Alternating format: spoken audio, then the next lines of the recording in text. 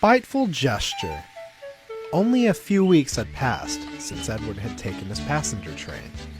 It had been Edward's first day out in a long time.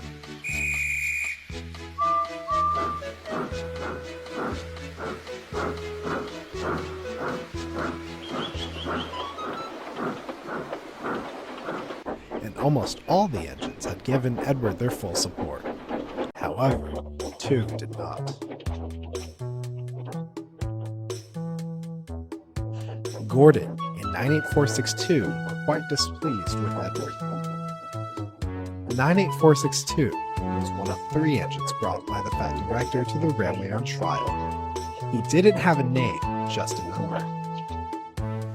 He and Gordon had a great deal in common. They were both rude and cocky. However, unlike Gordon, he never seemed to know when enough was enough.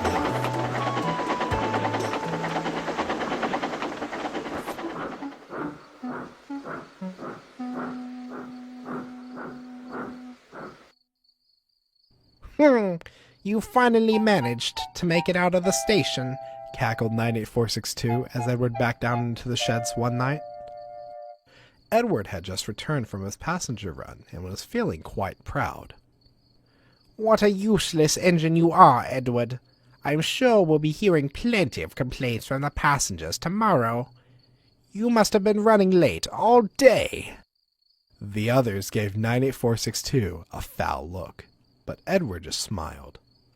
Actually, we were right on time. I'm very happy to be useful again, he chuckled. Edward knew that as long as he did not let 98462's words bother him, the engine wouldn't berate him for long. And soon enough, not getting any sort of reaction out of Edward, the big blue bully drifted off to sleep.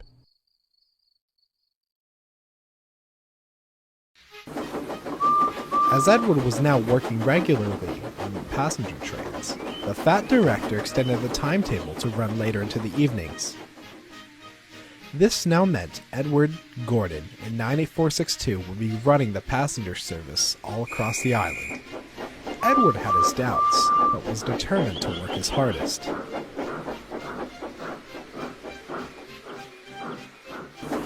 Fortunately for him, he ran the loop line, so only saw Gordon and 98462 at the big station. The weeks passed. Edward thought his trains were getting heavier and heavier, or he was getting older and older. The other engines had noticed this, and offered to help. Ooh. No thank you, panted Edward. You have your own trains to manage. You can't upset the Fat Director's timetable.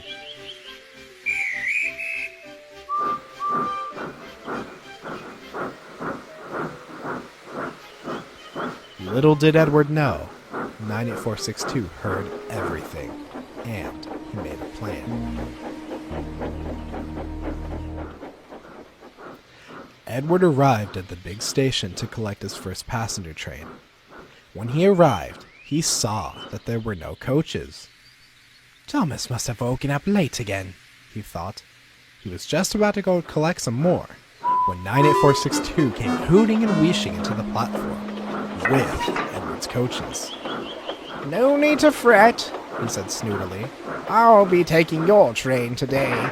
We mustn't upset the Fat Director's timetable. He laughed loudly as the guard blew his whistle and set off. Edward was upset, but he thought it was best to get on with his work.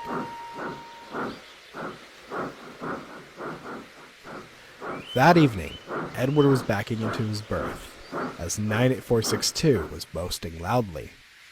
We don't need Edward anymore. I've proven I can manage 2 trains at once.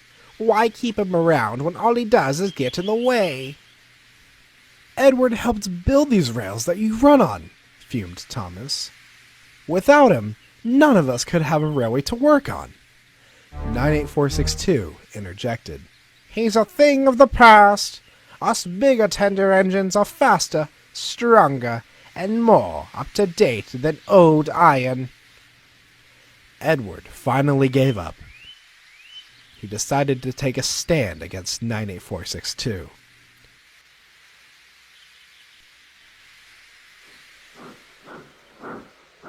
The next morning, he woke up earlier than usual to collect his coaches and make it to the platform before 98462. The yard was silent, and Edward felt sure he had beaten him.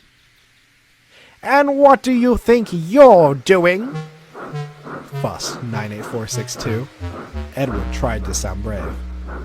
"Collecting my coaches from my passenger train." "I don't think so," 98462 growled. "You're nothing but slow and old. You are going to sit in the shed and wait to be sent away. Or even better, scrapped." Before Edward could say another word, 98462 backed down onto his line and coupled up to his coaches. Edward's heart sank, but not for long. "And just what do you think you're doing?" bellowed a familiar voice. It was the fat director. Collecting my train, sir," 98462 replied, trying to look innocent as he could. "From what I've just seen, that is not the case at all. I've had passenger complaints saying they were taken to the wrong stations, and fellow workers complaining about your treatment of others." 98462's face turned white as a ghost. "My engines," the fat director went on, "work hard and help fellow engines. You have done neither of those. Let me remind you, I had brought you here to work here on trial, and I can see you are not fit for my railway. You shall go back home to the other railway tonight.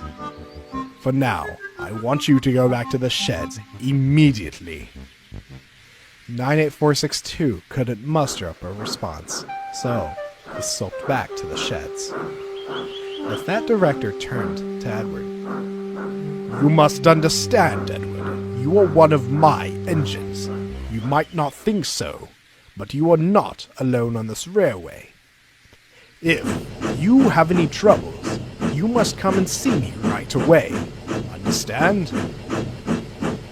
Edward could see from his warm smile that the fat director was told everything.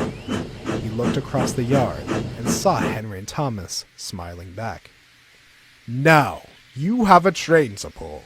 Then after that, I want you to have a nice long rest." As he set off, he felt his position on the fat director's railway was secure, and had no more troubles from that day on. That was, until Gordon...